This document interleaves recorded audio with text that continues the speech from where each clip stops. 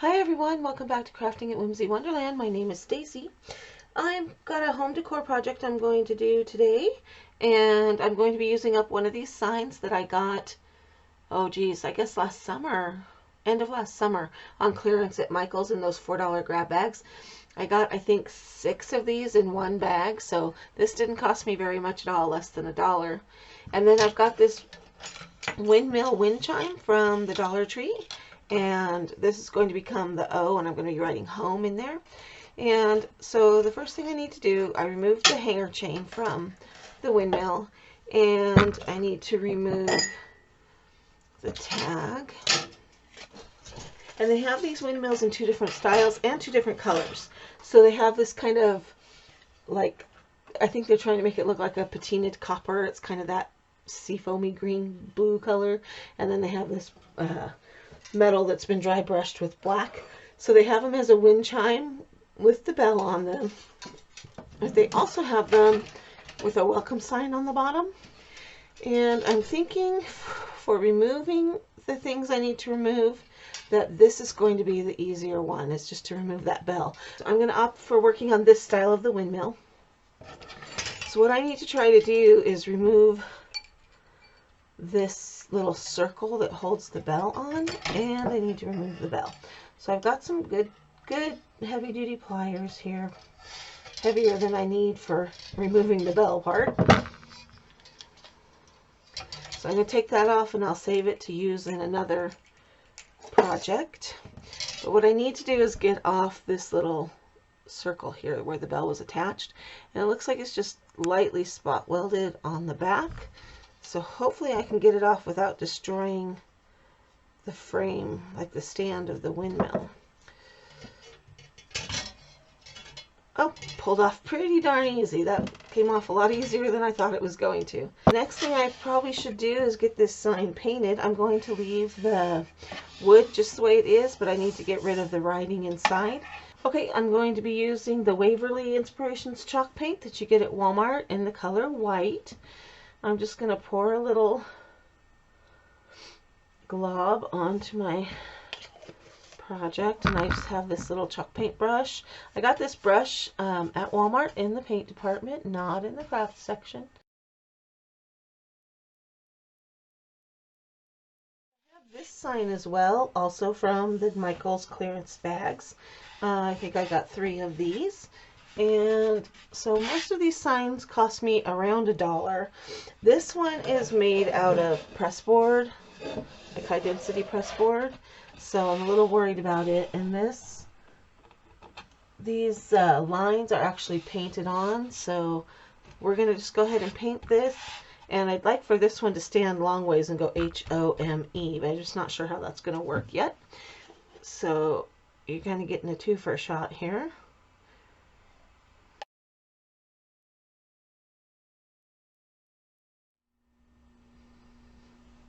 Alright, I have decided to paint the edges of my sign, so I just went ahead and got a little piece, or not a little piece, a piece of poster board that I have on hand.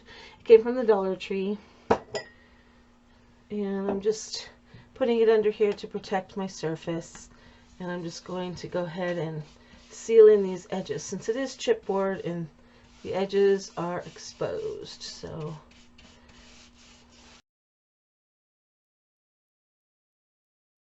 one coat of paint on my sign, and it is completely dry, dried overnight, and I'm going to mark the places where I want to put the lines back in to make it look like shiplap.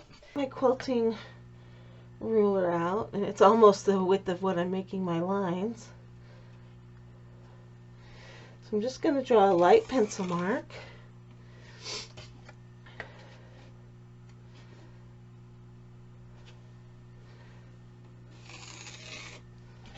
Okay, so that's where I'm going to put the lines to put back in like the shiplap look.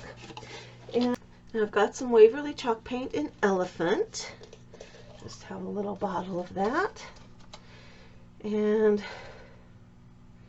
I'm just going to freehand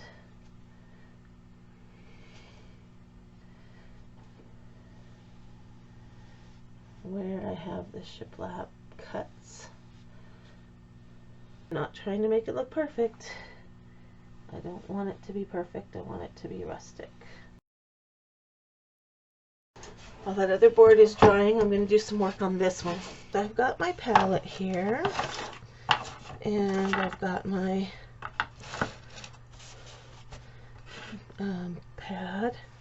pad of paper towel, and we are going to dry brush using Waverly's Antique Wax. Okay, so I'm going to dab into my paint with my brush, and I'm going to wipe off as much as I can, and then into the corners I will go. Oh dear.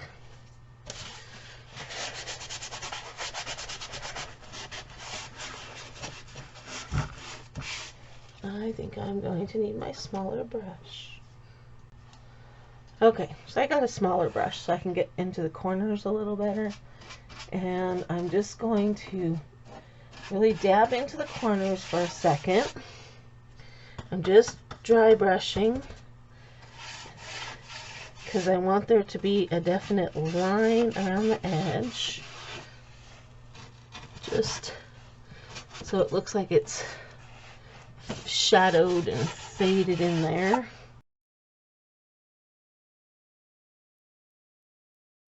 In the areas where I've gone a little crazy,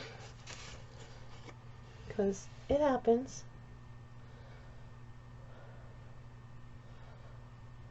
I'm going to go back with my Waverly White just a tiny little bit with another stencil brush, and I'm dabbing in and I'm wiping it off.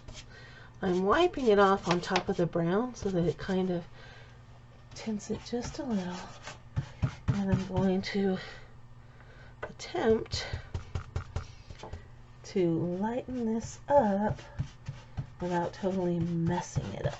That's what I do when I accidentally get it a little bit too distressed. I just go back with the base color and brush over it. This one just needs time to dry, and then we can put on the letters. Alright, so now I've got this guy back, and I'm going to start over here on my poster board, and I'm just coming at the edge. I'm okay with the edge being totally brown if that's what happens. Cool. I just want this to be aged. Just slide it down a little so I have a little bit of board. My brush is pretty dry. I'm really just rubbing along my shiplap lines and just trying to give it a little bit of an aged look. A little time to dry, and we'll be back and do the letters.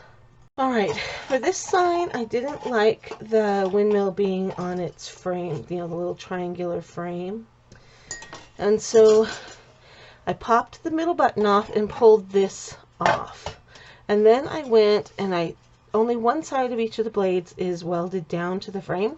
So I just kind of bent them away from the frame just a tiny little bit so that it makes it a little bit more three-dimensional now. Okay. To get this off, it was really easy. All I did was break this little button off using a pliers. That's what was holding it in. And I'm just folding the little piece of metal back, and I'm going to glue it there so that I have a finished center. I don't necessarily want that hole there.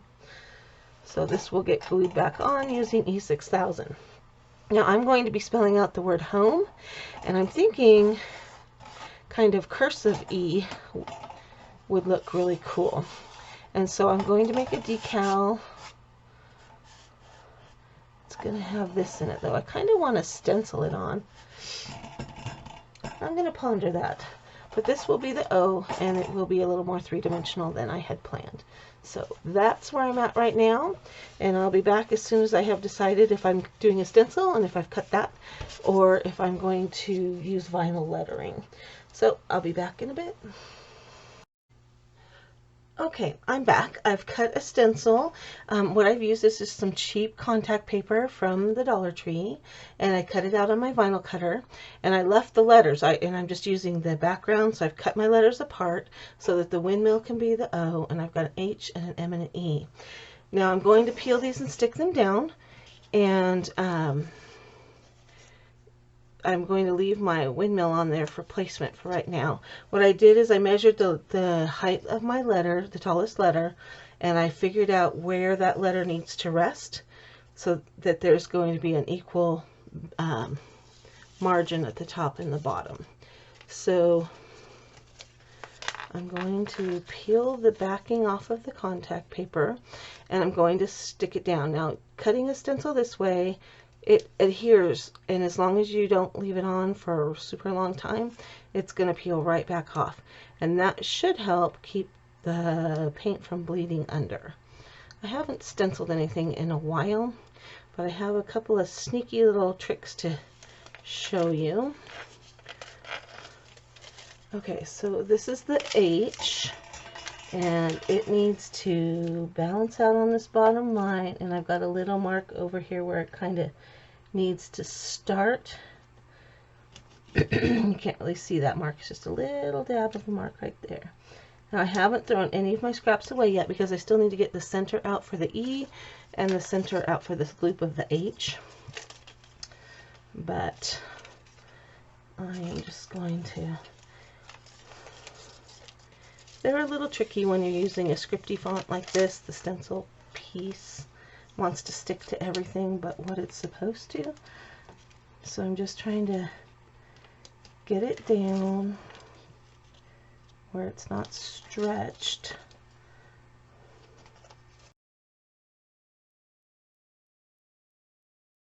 Press it down. And I ultimately want the word home to be black. So first of all, what I'm going to do is a little trick. Be right back. Let me get a couple supplies. I forgot. I've got to get the center from the E and the center from the H off of my cutting mat. Off camera, I went ahead and put the other stencil on the other sign that I've been working on, so I can do both of them at the same time. Pay no attention to these little purple marks on here.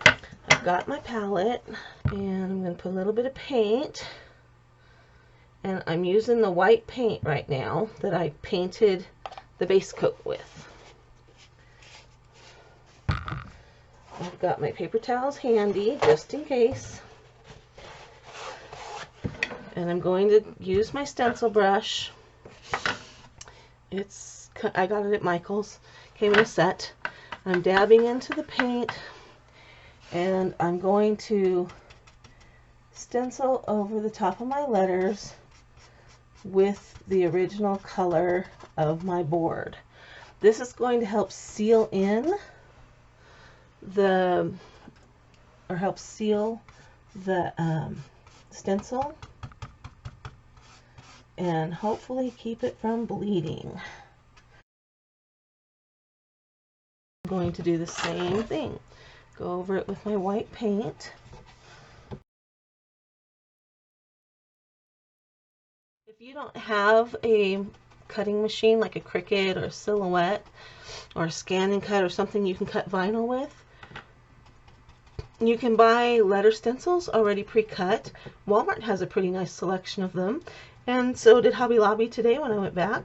I wanted to go look at their 90% off clearance today, and I checked out some things, and they do have a nice selection of letter stencils in different sizes and different fonts. So you could do it that way, and then get some adhesive that goes on the back. It's made for stencils. You can spray it on, do your stenciling, and then peel it off when you're all done. Alright, So my base coat of my stenciling is done. I need to give that time to dry, and then I'll be right back. I'll be using the Waverly chalk paint in ink to do this, and what I was using to seal the letters in was Waverly chalk paint and just flat plain white. I've got another stencil brush, and now I've got a paper towel handy in case I need it. And I've got some black paint in my palette, which will be off screen probably over here. I'm going to dab into my paint, just dab off in the middle, dabbing it off into the middle of my plate or my palette. And at first I'm just going to dab. Okay, I'm going to do a couple of thin coats. I just want to get a good seal on this. I'm not going to wait for this black to dry. I'm going to peel up my stencil just as soon as I'm done stenciling it.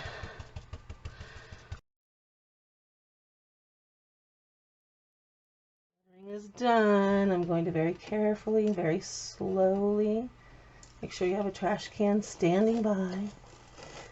Peel up.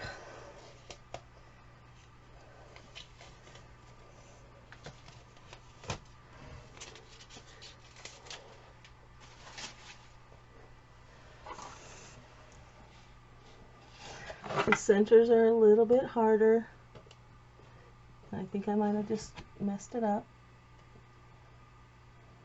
Nope, I got it. There, doesn't that H look pretty? I'm going to make sure I'm using my paper towel in between so my fingers aren't getting all mucky. Peel slowly because you don't want to peel something that shouldn't be peeled, like the base coat of your paint.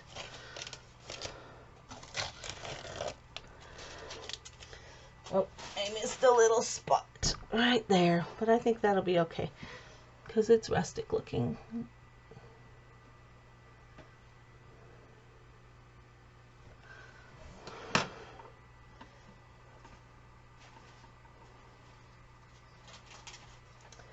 Okay, I'm going to see if I can bring this up close to the camera. Look at that. No bleeding at all, except for the little smudge that I touched the brush with. I did miss a little spot of my stencil right there. But other than that, that is pristine. And then when it dries, I can put the O on here and have my sign all done. Okay, so I'm going to set this aside to dry. This one was a little trickier because it's a smaller sign. So what I'm going to do is take a piece of painter's tape, and I'm going to put a piece of painter's tape up here so that I don't get black on the edge. And I think I'll do the same down here. I'm just going to have to be really careful over here. Okay, dabbledy-dabbledy-doo.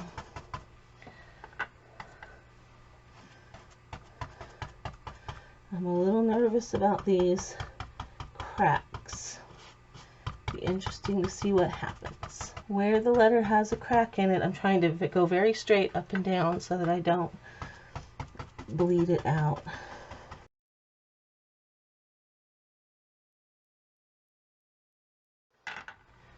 I think I'm ready.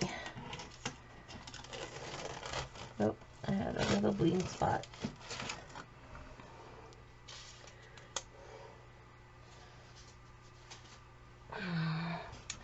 Had a little bleed there.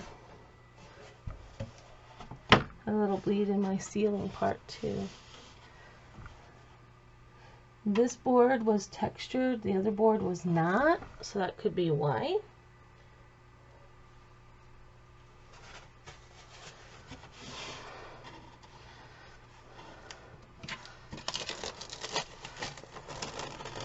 Pull up slowly.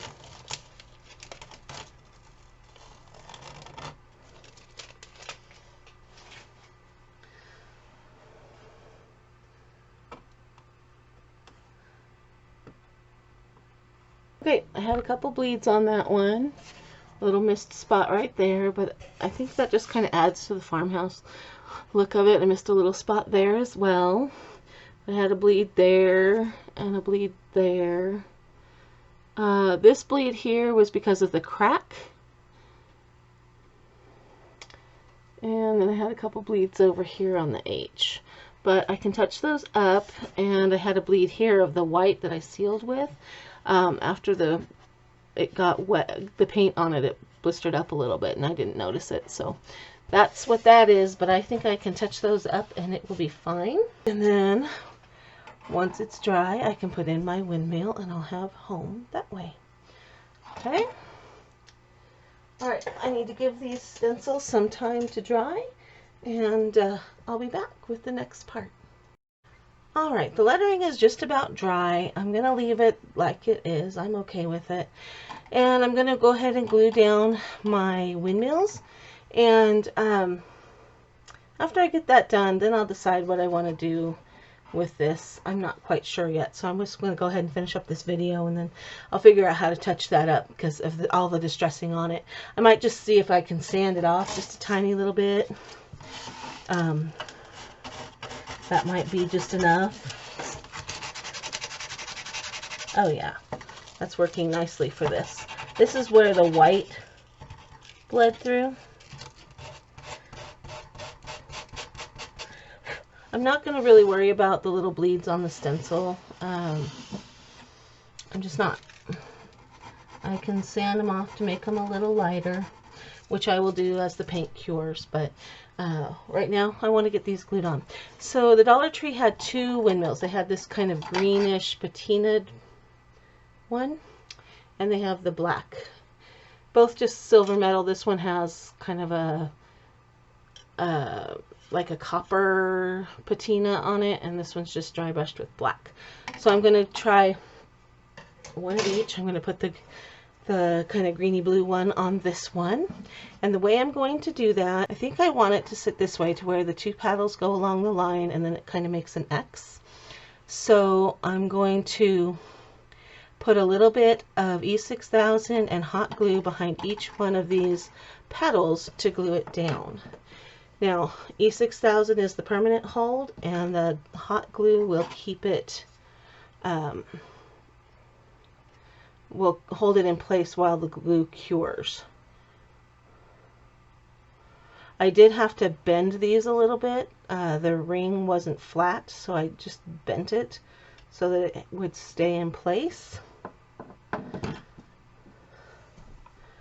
And then I'm just going to put a glob of hot glue right next to the E6000. So that's what we'll grab first, and it will hold it in place while the E6000 dries. Okay, just placing it down and making sure that it makes contact. Okay, that's that one. Finish this one. This is the one I like the best. It's just there's more space on the sign, and I think it just has a little more breathing room. These are just the faux painted lines that we did together at the beginning of the video, and I just think I like this one better. It's just more casual, and I don't know, part of me wants to wrap rope around the edge of this one. Not sure if I'm going to do that or not, but that's just part of my crazy thoughts. So I'm going to go ahead and put the dab of glue of E6000 on each paddle. Quickly getting my E6000 lid back on so it doesn't leak all over the place. And then I'm going to quickly touch each paddle with hot glue, and then center it between the H and the M and push it down. All right, they're done. They already have hangers on them coming from Michael's, so I don't have to worry about that. All right, these two signs are done. If you like this project, please give it a thumbs up. If you don't, give it a thumbs down. That helps my channel out, just to know that you're looking at it. Let me know what you think of it in the comment section below, and if you might go out and find some of these things to do with yourself. I would love to do one of these on a piece of old reclaimed like fence board or barn wood. I think that would look really cool. So anyway, let me know what you're thinking about this. This has been Crafting at Whimsy Wonderland. Thanks for stopping by. I'll see you next time.